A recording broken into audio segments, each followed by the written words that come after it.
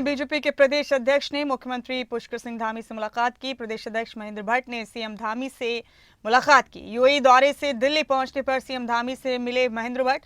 बता दें आपको कि 54,000 करोड़ से ज्यादा के एमओयू साइन होने पर बीजेपी के प्रदेश अध्यक्ष ने मुख्यमंत्री को बधाई दी है। संगठन से जुड़े तमाम मुद्दों पर भी दोनों नेताओं के बीच बातचीत हुई। अहम खबर दे रहे हैं आपको। राव शफात अली हमारे ब्यूरो हेड मुसलसल बने हुए हमारे साथ। राव शफात, बीजेपी के प्रदेश अध्यक्ष ने मुख्यमंत्री से मुलाकात की है। जाहिर है मुख्यमंत्री का यूएई दौरा काफी कामयाब माना जा रहा है। इसके अलावा संगठन से जुड़े कई मुद्दों को लेकर भी दोनों नेताओं के बीच बातचीत हुई है। जान सकते हैं कैसी रही ये मुलाकात, कौन कौन से मुद्दों पर चर्चा की गई इस मुलाकात के दौरान?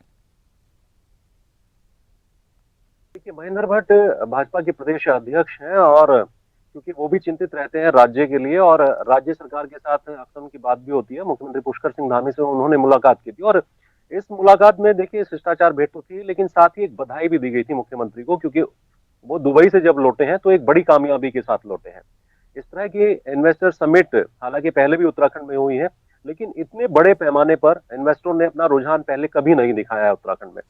और सबसे बड़ी बात है कि जिस तरीके से धामी सरकार ने राज्य के हालातों को सुधारा है, वो चाहे सड़क कनेक्टिविटी हो, एयर कनेक्टिविटी हो, नेट कनेक्टिविटी हो, बिजली की सुविधाएं हो, तो दूसरे राज्यों से थोड़ा सा ये राज्य अब अलग होता नजर आ रहा है और यही वजह है कि इन्वेस्टर यहाँ पर अपना रुझान भी दिखा रहे हैं। लेकिन महेंद्र भट्ट ने भी ये खुशी जताई है, क्योंकि सबसे बड़ी चिंता देखिए यहाँ पर मुमताज पलायन की होती है और ये जो चिंता है ये बहुत बड़ी चिंता है। कोई भी सरकार इसको रोक नहीं पाई है पलायन को, थोड़ी बहुत कमी जरूर आई है। इसके लिए जितनी भी यहाँ सरकारें बनी हो, चाहे बीजेपी की हो या कांग्रेस की हो, रोटेट यहाँ सरकारें रहती रही हैं, लेकिन पलायन को कोई भी सरकार रोक नहीं पाई है। अब जिस तरह से इन्वेस्टर समिट का जिक्र किया जा रहा है, ये इन्वेस्टर समिट होगी, बड़े पैमाने पर होगी और 54,000 से ज्यादा के जो एमओयू है वो साइन हो चुके हैं। एग्रो हो या फिर पर्यटन का क्षेत्र हो, हेल्थ सेक्टर हो, एजुकेशन सेक्टर हो, आईटी सेक्टर हो, अगर ये तमाम निवेशक यहाँ आते हैं तो इसमें कोई दो राय नहीं कि आने वाले वक्त में जो उत्तराखंड का रोजगार है वो बहुत बड़े पैमाने पर बढ़ेगा, जो राजस्व है बहुत बढ़ेगा और पलायन की जो समस्या है उस पर लगाम लगेगी। तो ये बहुत बड़ी एक उपलब्धि के तौर पर इसको देखा जा सकता है। लेकिन मैंने पहले भी जिक्र किया था और मैं आज भी कर देता हूं कि तमाम कवायदें फाइलों में सिमट करके ना रह जाए, क्योंकि इस तरह की इन्वेस्टर समिट हमने पहले भी देखी है। त्रिवेंद्र सरकार जब यहाँ थी, भाजपा की सरकार थी, तब भी इन्वेस्टर समिट हुई थी, लेकिन वो तमाम कवायदें फाइलों तक ही सीमित रह गई थी।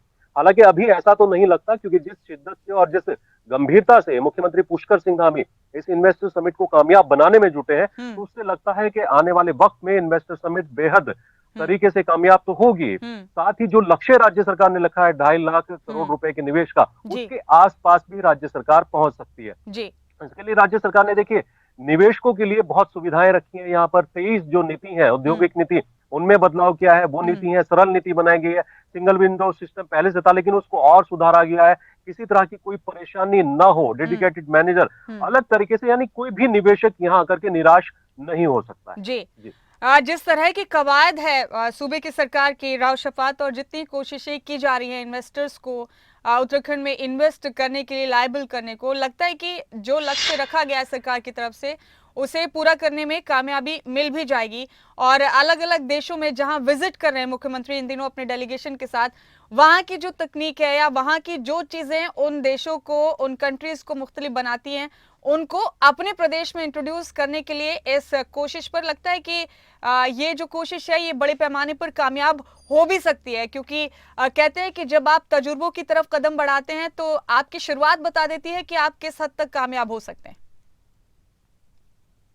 जी मुमताज, देखिए जो पिछली खामियां थी, पिछली गलतियां थी, उनको सुधारा गया है।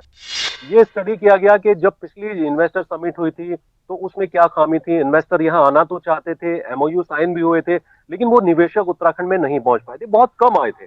तो ये तमाम जो खामियां थी इनको सुधारा गया। जैसा मैंने कहा कि अभी 23 जो नीतियां हैं, 23 वो बनाई गई हैं ताकि सरल और सुगम नीतियां हो। सबसे बड़ी बात है कि जब इन्वेस्टर आता है, वो अपना इन्वेस्ट करता है, कहीं पर कोई उद्योग लगाता है, तो उसको जो एनओसी लेनी पड़ती है वो सबसे बड़ी दिक्कत होती है। तो एनओसी के लिए बहुत सरल प्रक्रिया की गई है। साथ ही जो लैंड बैंक है, 6,000 एकड़ का राज्य सरकार ने वो पहले तैयार किया है। पिछली बार ये कमी थी कि लैंड बैंक राज्य सरकार के पास नहीं था। उद्योग आना तो चाहते थे, उद्योगपति आना चाहते थे, निवेशक आना चाहते थे, लेकिन लैंड बैंक सरकार के पास नहीं था इतना। अब धामी सरकार ने इन्वेस्टर समिट से पहले लैंड बैंक तैयार किया, जो भी उद्योग यहाँ लगाना चाहता है अलग अलग सेक्टर के लिए, अलग अलग क्षेत्रों के लिए, तो उसके लिए जमीन मुहैया राज्य सरकार कराएगी। और 23 नीतियां जो हैं उनमें उद्योगपतियों का फायदा है, साथ ही राज्य सरकार का भी फायदा है। तो ये तमाम कवायदे करने के बाद ही अब धामी सरकार ने इस पर कदम बढ़ाया। हालांकि देखिए अभी वक्त है, क्योंकि जिस तरह से 3 का मैंने जिक्र किया कि दिल्ली में कर्टन रेजर हुआ, उसमें बड़ी कामयाबी मिली, ब्रिटेन गए मुख्यमंत्री, दुबई गए, लेकिन अभी भी और विदेशों में, देशों में जा सकते हैं और ये रोड शो देश में भी हो सकता है। तो आने वाले वक्त में अभी इन्वेस्टर समिट से पहले पहले उम्मीद है कि एक बड़े पैमाने पर कुछ और एमओयू साइन हो सकते हैं। बेहद शुक्रिया राव शफात, इस तफसीली बातचीत के लिए, साम जानकारी को हमारे दर्शकों तक पहुंचाने के लिए आपका बहुत बहुत शुक्रिया।